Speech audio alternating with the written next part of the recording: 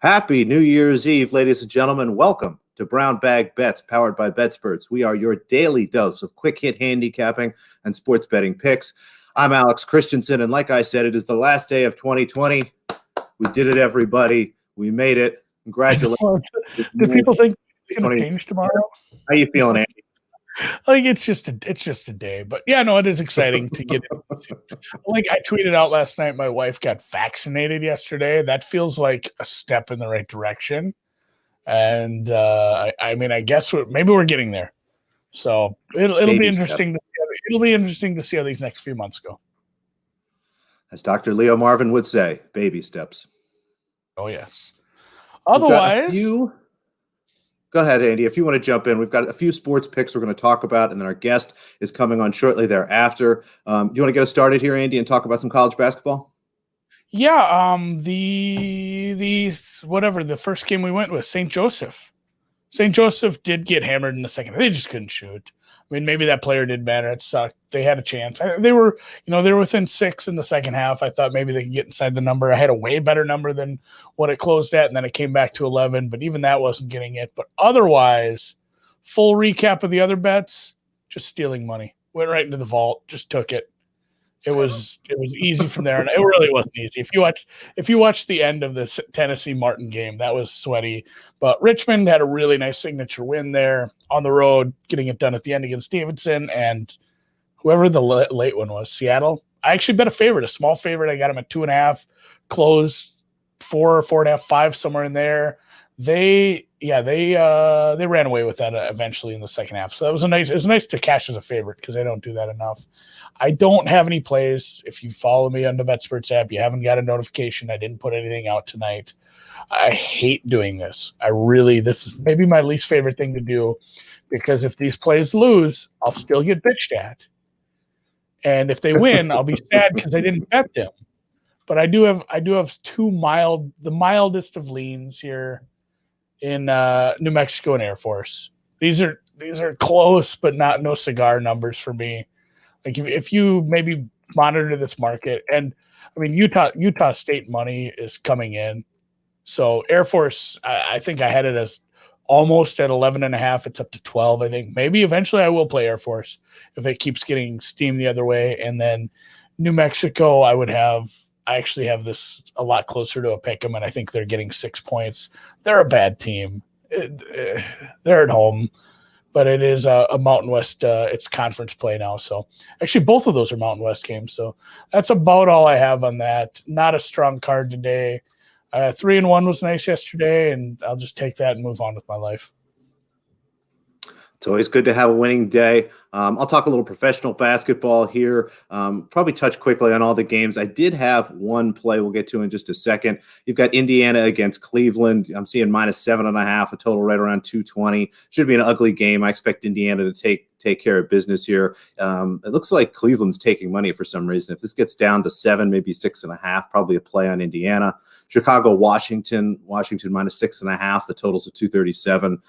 Looks a little bit low to me. I'm going to wait and see if it gets to 235, and then I might play an over there. Philadelphia, Orlando, 2.5, 20. That all looks pretty right to me. Maybe even some value in my Philadelphia 76ers after a hot Magic start. The one play that I did have that is sort of getting out of hand here a little bit, the total in Houston, Sacramento. I liked the over there. If you follow me on BetSperts, you'll notice that I grabbed 228. I think it was early this morning, maybe late last night. I forget exactly when I did that, but be sure to follow us both on the BetSperts app. It's the best way to get all the stuff right away. You can find Andy at Andy, myself at Alex Christensen with no space there, but really like the over in this situation.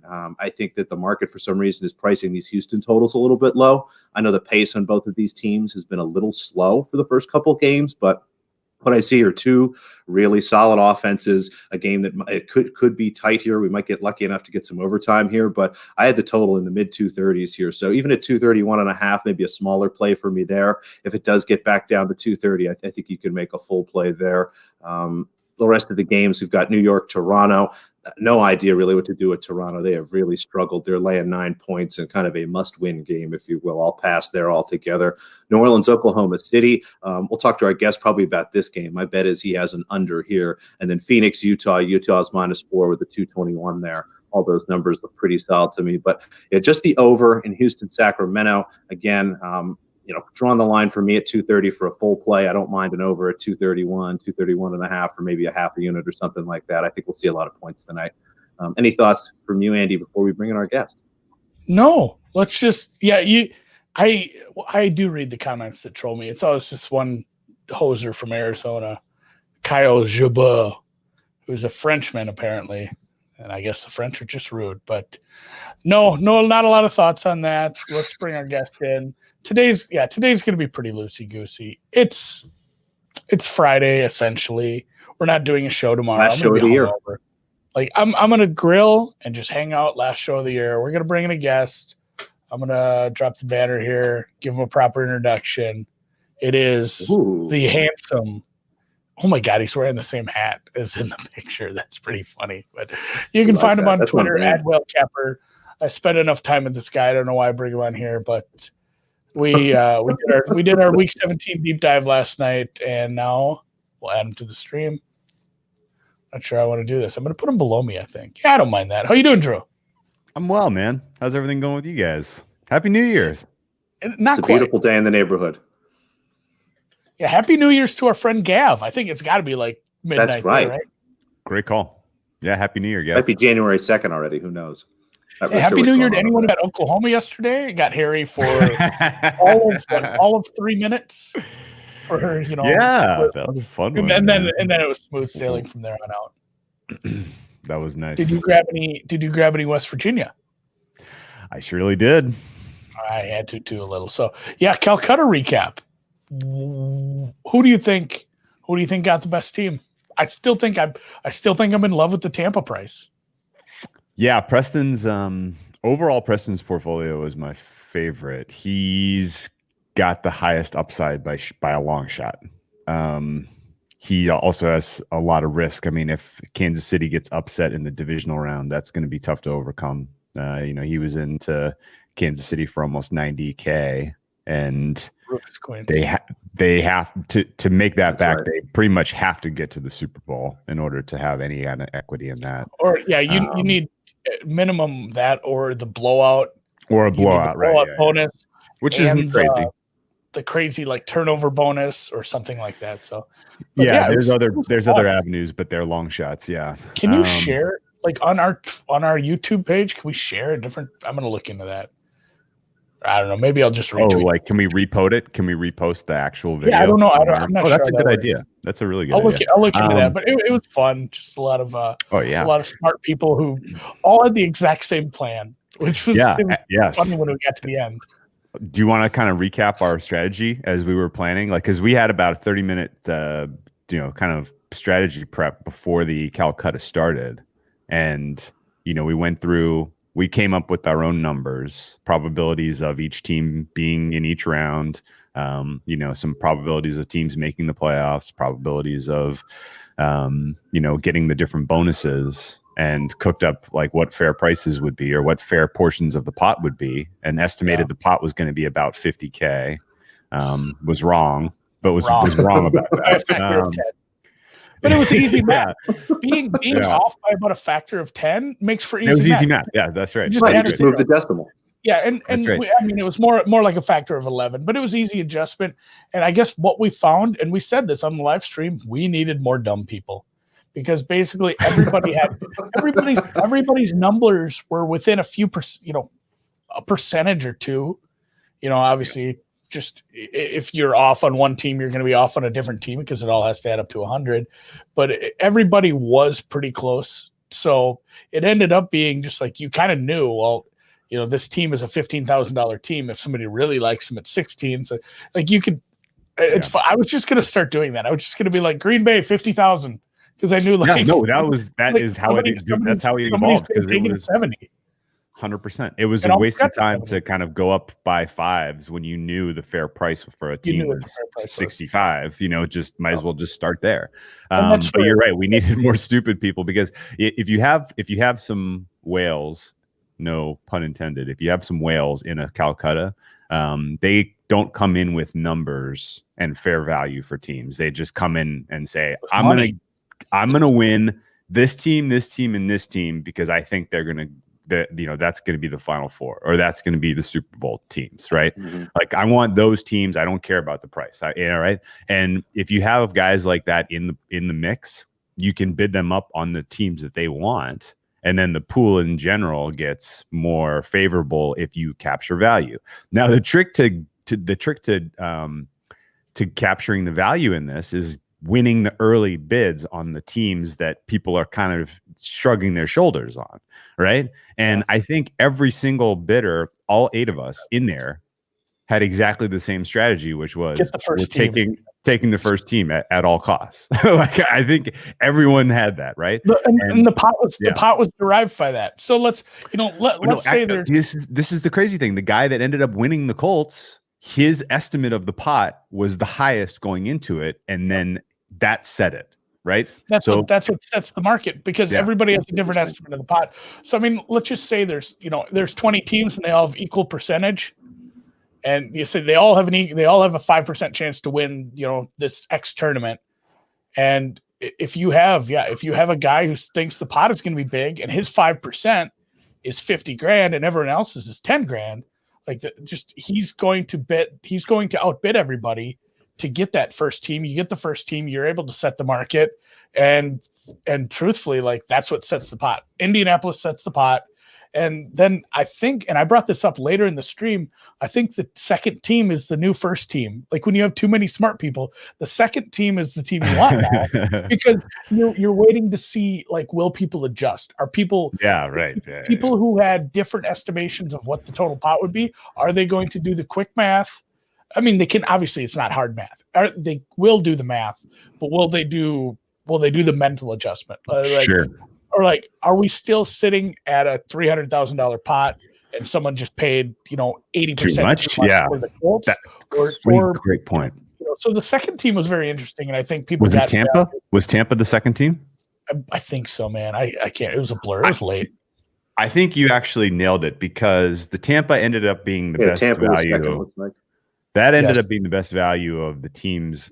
We showed pretty good value on Dallas. Like, joking aside, they need to win and they need another team to lose just to get in and get for sure 60% back. But for sure we had them valued, like, what, 5% higher than what we got them for.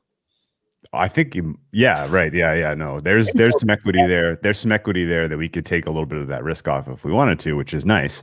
But you're absolutely right in that it was quick math. Like, so basically I had Indy worth 4% of the pot, and it goes for 20K, and that right there, you have a 50K pot expectation, right? And Tampa was next. I have them worth a little under 9%. So, fair price for them is like 45K. And it got, and you're waiting to see, is it going to get into the 40K range? Because if it only goes for like 30, then you got to, on the fly, adjust your pot size down to 300 or so. And or you have to do like a blended model of the first two bids, essentially. Right.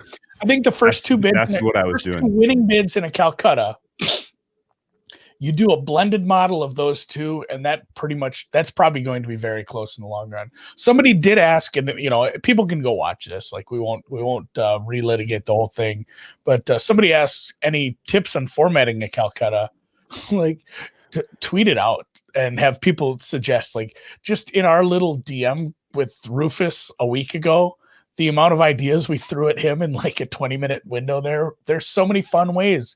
We have, of all the teams, and obviously there's some teams that won't make the playoffs, of all the teams who are in this, you're going to get 4% of the pot for the team that commits the most turnovers this week. So you could you could have a cheap team in the NFC East. You could miss the playoffs, but if you commit the most turnovers, you made money on that team. You're going to get a bonus for the biggest win against the spread, the biggest loss against the spread. So it's fun, and I've seen a lot of different ways people do that with the March Madness ones as well, where you say, the team that gets blown out by the most is very common in those, but people do have some fun ticklers in that to make it worthwhile buying some of the lower end teams. So that's the main thing is, when you're formatting a Calcutta, think of fun ways to get people to bid up the bad teams. You have to have 100% get people to buy the 100, bad. 100, Otherwise, 100%. the pot will suffer, and it's not as fun like watching one guy just bid against himself to get a lower team. Yeah, right. If you're doing a Calcutta and you don't have if you don't have junk props in there, a junk portion of the pot to incentivize people to take the 16 seeds in a March Madness Calcutta, then that's wasted time. You're gonna have, you're gonna have 100x difference between the 1 seed and the 16 seed, because people are like, the percent chance that this team wins is practically 0, and so it's worth nothing, right? And that's really like that's almost has to happen in those kind of March Madness ones where you make the biggest loss for something good. Here's a good football. Absolutely. They're taking him and the other edge rusher. I can't think of the name right now. The other edge rusher, and then Pouncey's going to sit as well, which Pouncey makes sense. He's had some injuries. Yeah, Cam Hayward is also sitting. He can. I don't know. You know what's weird? This is crazy, but you know what matters a lot for Defensive Player of the Year is how well Mason Rudolph and John Wolford play. Because if the Steelers win anyway, and it's on if the even just because their record is going to be better, and people think of wins as being indicative of a defensive player getting consideration. The Steelers win, like people be like, well, that defense was amazing, and even though TJ Watt wasn't on the field, people may not even know that, right? Like the voters are not paying close attention to that. And then flip-flop that the best player Rams. That will take the field for the Rams this Sunday. It's absolutely Aaron Donald, and it's not close. Even if the quarterback's playing, it's still Aaron Donald. But at the same time, if the Rams lose to the Cardinals and the Bears beat the Packers and the Rams are out of the playoffs, do they give any awards to any Rams players, even if they're the best players? Maybe not, right? Like it's so stupid.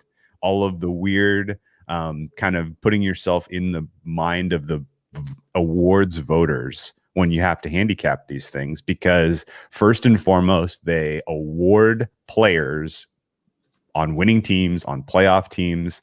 And if you're out, you could, what was the guy?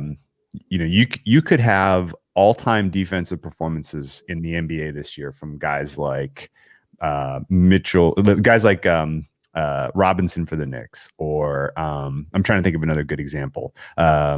Lou maybe Dort. Drummond for the Cavs. Who else? Who else? Lou Dort. I was saying. Yeah, Lou Dort. Like they like those guys could be the all defense team, but none of them will make Defensive Player of the Year in the NBA if they're all I watched right? Lou Dort in the playoffs, not knowing who Lou Dort was before the playoffs started, or before the bubble started, rather.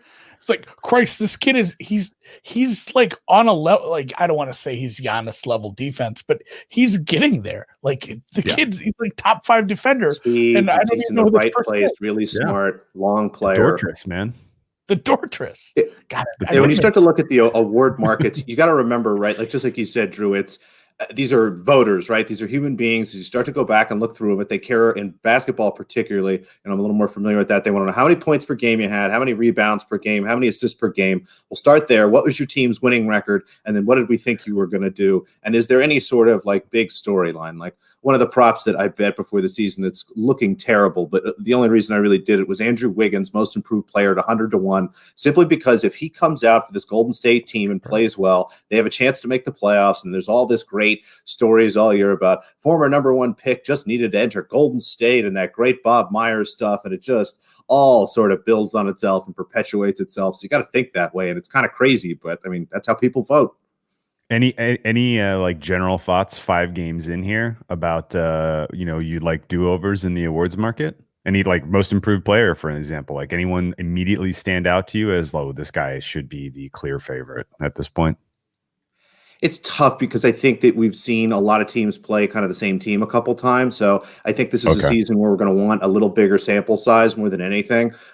Christian Wood, I think, is going to be someone that continues to get better and better, especially if Harden stays there and really plays all season and that team's successful. I think there's a lot of people that are happy to write negative Harden stuff. So if Houston's good, they're going to be looking for, into that kind of Houston vacuum for some positivity. And they're going to pull out Christian Wood, who has a chance to possibly average a double-double with a ton of highlight plays changes and things like that. So I thought he's been really nice. They need to start winning some the one name games. that stuck out to me. I've seen some hard negativity from the media. You don't have to go looking for it. Just a little. Just a tad. Ironically, yeah. I mean, it's of Harden and Westbrook.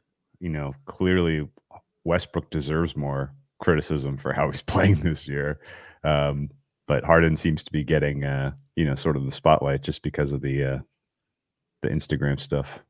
Somebody in the chat brought up Coach of the Year in the NFL. Back to the gridiron there, and I pulled up an offshore here quick. You know who's favored right now? Is it Stefanski still? It's Sean McDermott. He's the only person below even money. It goes McDermott, Flores plus 150. Stefanski is 9-1. Losing to the Jets does something. Should it be Flores?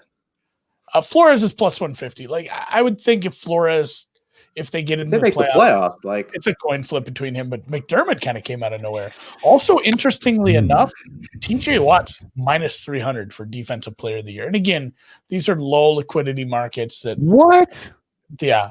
Aaron Donald's 2-1.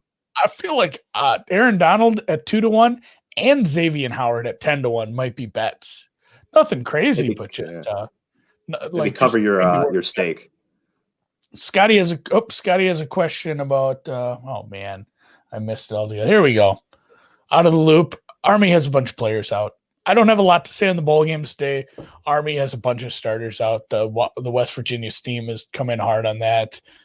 There's a game starting in like 8 minutes. I don't know if anyone had any takes on that. I don't really care for these bowl games today. The Tulsa Mississippi State thing that's a gross game to bet. I mean, there's a lot of talk about the system they run down in MSU there and how people have been able to pick apart that system when he was at other schools because you get all this time to prepare for that kind of offense.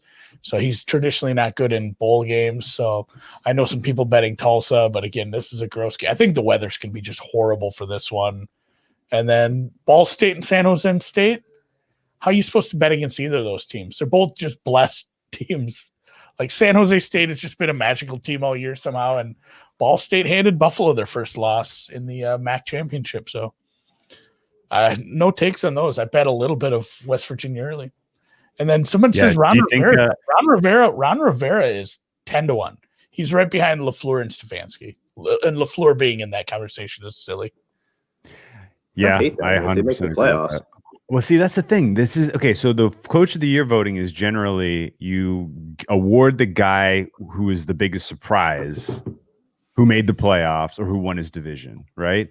And LaFleur does not count because they won 13 games last year and they were expected to win the North. They were the favorites, preseason favorites. So I think you have to throw LaFleur out. I think you have to. I'm surprised McDermott is the prohibitive favorite at this point. I mean, getting the 2 seed is a surprise, I guess, but they were favorites to win the AFC East this year. Yes. So, and they were a double-digit win expected team, and they won double-digit wins. So it's not really obvious why he would be the guy. Be said for the biggest surprise I would say about that team is the steps Josh Allen has taken forward as a quarterback, and I think people will really latch onto that, and not only this year, but say like if he makes Josh Allen good. And the fact that he and the management went and got Stephon Diggs, who leads the league in like fucking everything. And, not looking forward, like you made Josh Allen good and you went and got Stephon Diggs. Like you're Coach of the Year, not only because you got the 2 seed and won the division. And Food Snob Frog says, yeah, that's Dable, not McDermott. Yeah, it is, but that's not how they vote for these. Yeah. They said, looking forward, like you put Buffalo in a position to be the new AFC East dynasty. Like you're going to be the best team in the AFC East for the next 5 years. Like I guess there's something to be said. And it should be attributed to Dable, but Dable is the coordinator. Or really the work that Josh Allen put in the offseason, really. More than anything. That's the thing. It's silly. It's narrative bullshit. It's media, it's a whatever. Great narrative. And Dable will probably be somebody who's lined to win Coach of the Year next year somewhere else. Yeah, that's a fair point. He definitely gets cherry picked. I guess He'll like get the last couple interviewed, thoughts, worst case. like Flores, in my opinion, absolutely deserves it. Number one, just because of the over expectation that the Dolphins have put together this season, and he's doing a masterful job of navigating the very challenging quarterback situation there, where you have a management and an ownership that wants to see the guy that they invested all of this draft capital in play so that they can decide what to do for next year. And at the same time, you have a locker room of players who are veterans who want to win and who know that they're on the cusp of a playoff berth, and they haven't played in the playoffs, and a lot of them in their entire careers. And he's kind of, he's doing a fair job, I think, of kind of keeping management happy and keeping the players happy in a very difficult situation. So by far and away, his performance as a head coach warrants the best. He has been the coach of the year, just in the true sense of the award. Now, whether he gets awarded or not entirely depends on if Buffalo plays their starters in the second half. Like, how stupid is this? No, like that's the coach of the year. Like if they lose to the Bills and are out of the playoffs, he's out of consideration for coach of the year because of this stupid nonsense. So there's weirdness too, where I think some of these people that vote for these things have old school mentalities, and I think there are going to be people that are turned off. Probably have dementia. Well, yeah, there's going to be voters that are turned off by what Flores a lot of CTE quarterback situation. Yeah, that's not normal. What Flores is doing with the quarterback situation is not normal. It's not how things are done, and I think there will be voters that are turned off by, like, he doesn't know what he's doing down there. He can't pick it. You have two, because what old school football people say: if you have two quarterbacks, you have none.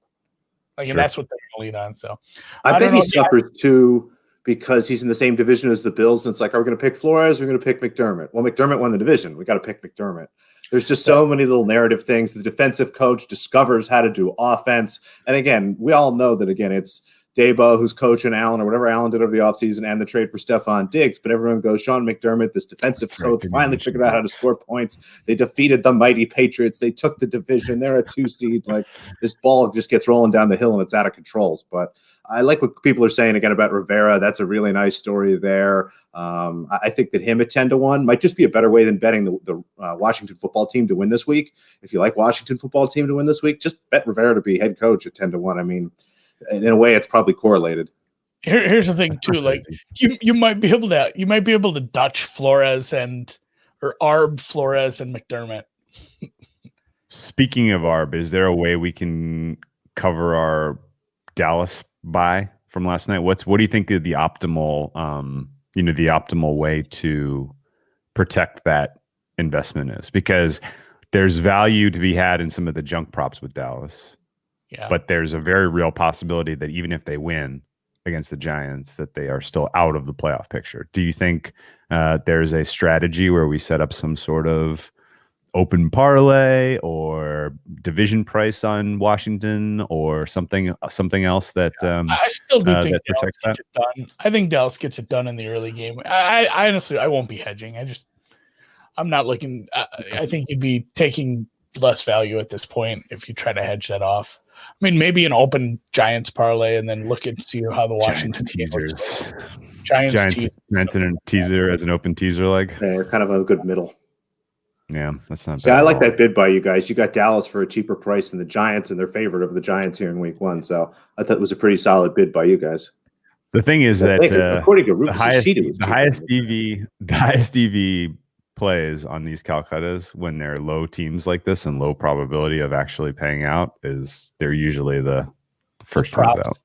They're usually the or done this. You know what'll suck is when Dallas wins the game and the Giants like win more money because they do the turnover thing.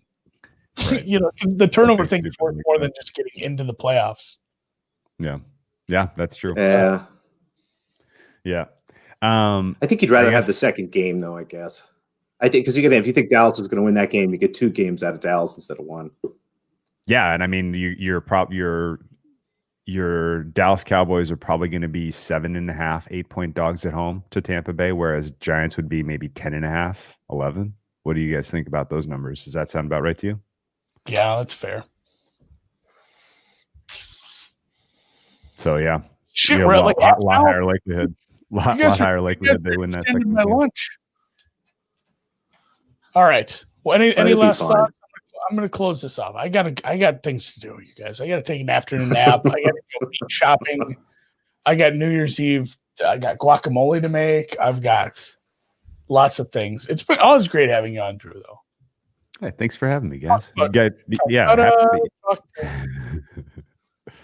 else did we do? Yeah. A little basketball, a little NFL. It was fun. And you know what? Happy New Year from us. From all of here at the Brown Bag Bets family /BetSperts/WinBet. Don't forget to get your WinBet. And that WinBet thing, it's not like that goes away. No, just between now and the Super Bowl, right?